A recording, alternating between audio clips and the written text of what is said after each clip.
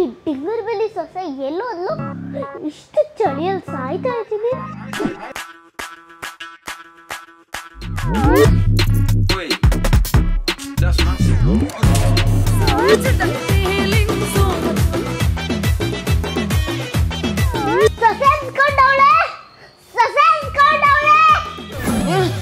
ಯಮ್ಮನ್ ಬೇರೆ ಯಾವಾಗ್ಲೂ ಗೋಳು ಕರಿತಾನೆ ಇರ್ತಾಳೆ.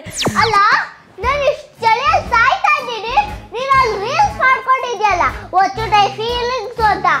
ಬಾರೆ ನಾನು ಸ್ವಲ್ಪ ಅಮೃತಾನೆ ಆಚು. ಬಂದೆ ಅತ್ತೆ.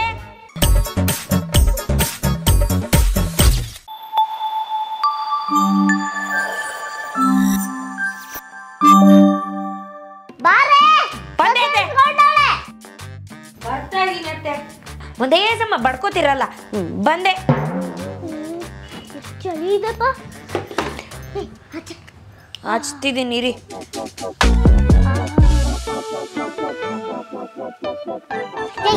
ಸರಿಯಾಗಿ ಹಚ್ಚೆ. ಅಯ್ಯೋ ಹಚ್ತಾ ಇದ್ದೀನತ್ತೆ. ಯಾತೆ ಮುಖದ ಮೇಲೆ ಸೀನ್ತಿರಲ್ಲ, ಸ್ವಲ್ಪ ಆ ಕಡೆ ಸೀನಕ್ಕಾಗಲ್ವಾ?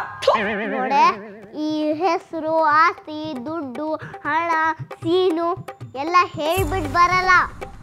ಬಂದಾಗ ಯಾಕೆ ಅಂತ ಹೇಳಲ್ಲ, ಹೋದಾಗ ಯಾಕೆ ಅಂತ ಕೇಳಲ್ಲ. ಹೋಗ್ಬಿಟ್ಟು ರಕ್ತ ತಗೊಂಡ್ ಮಾರೆ, ಚಳಿ ಆಗ್ತೈತೆ. ಈ ವಯಸ್ಸಾದ ಮುದುಕಿರ್ ಮನೇಲಿದ್ರೆ ಹಾಸ್ಪಿಟ್ಲಲ್ಲಿ ಒಳ್ಳೆ ನರ್ಸ್ ಕೆಲಸ ಮಾಡ್ದಂಗೆ. ಮುದುಕ್ ಬರ್ಬೇಡಿ ಅಂತೆ. ಅಲ್ಲ ಅತ್ತೆ, ಅದು ನಾನೇನಾದ್ರೂ ನರ್ಸ್ ಆಗಿಬಿಟ್ಟಿದ್ದಿದ್ರೆ ಇನ್ನು ಜಾಸ್ತಿ ಸೇವೆ ಮಾಡ್ಬೋದಾಗಿತ್ತು ಅಂತ ಅಂದೆ. ತರ್ತೀನಿ ರಗ್ಗು.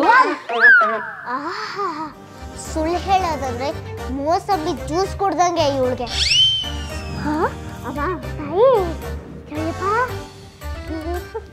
ಎಲ್ಲಪ್ಪ ಹೋದ್ಲು ಈ ಡಿಂಗರ್ ಬಿಲ್ಲಿ?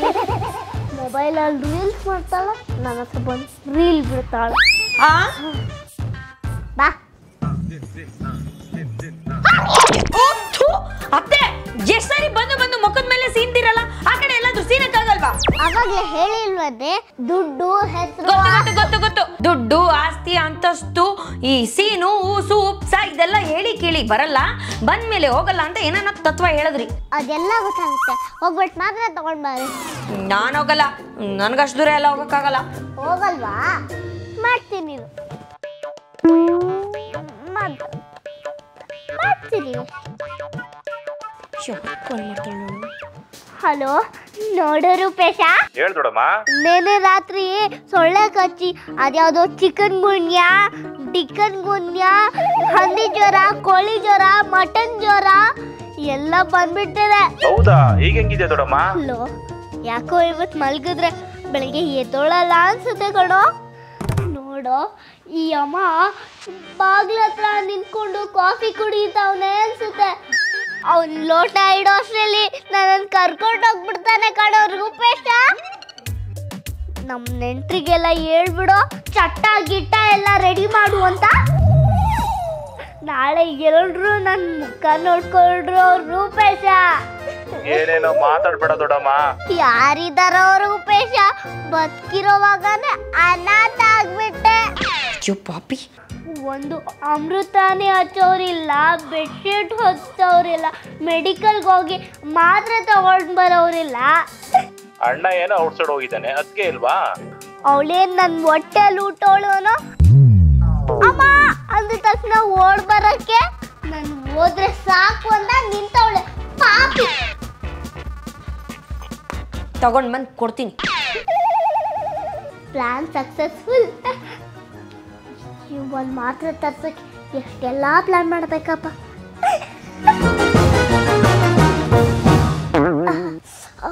ತಲೆ ನೋವು, ಚಳಿಯೇ ಯಪ್ಪ ದೇವ್ರೆ. ತಗೊಳ್ಳಿ.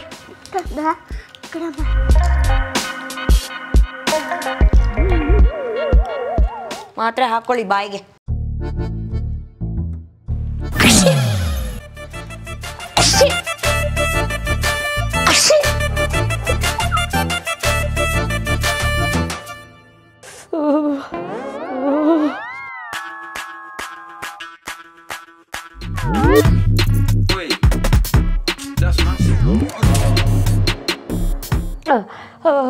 ಅತ್ತೆ, ಅತ್ತೆ, ಏನೇ? ಅಯ್ಯೋ, ಇಲ್ಲಿ ಇಲ್ಲಿ ನಾನು ಚಳಿಯಲ್ಲಿ ನಡಕ್ತಾ ಇದ್ದೀನಿ, ರೀಲ್ಸ್ ಮಾಡ್ಕೊಂಡು ಕೂತಿದ್ದೀರಲ್ಲ, ಸ್ವಲ್ಪ ಅಮೃತಾಂಜನ್ ತಗೊಂಬಂದು ಹಚ್ಚಿ.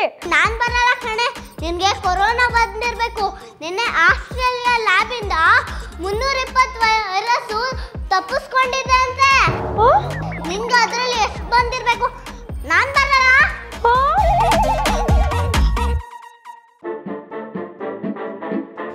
ಅಬ್ಬಬ್ಬಬ್ಬಾ ಬಂದೆ. ಏನಕ್ಕೋಗಪ್ಪ ಅಂದೆ. ಏನಂದೆ? ಸ್ವಲ್ಪ ಮುಖದ ಮೇಲೆ ಕೆಂತಿನ. ಸಾರಿ, ಒಳ್ಳೆ ನರ್ಸ್ ತರ ಕೆಲಸ ಮಾಡ್ಬೇಕು.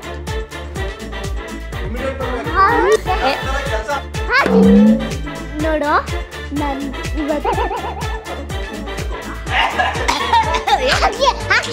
ಏನಂದೆ? ಓವರ್ ಆಗಿ ಮಾಡ್ಕೊಂಬರ್ಬೇಡ. ಹಿಂಗೆ ಅವಾಗಲೇ ಹೇಳಿಲ್ವದ್ರೆ ದುಡ್ಡು ಆಸ್ತಿ ಹೆಸರು.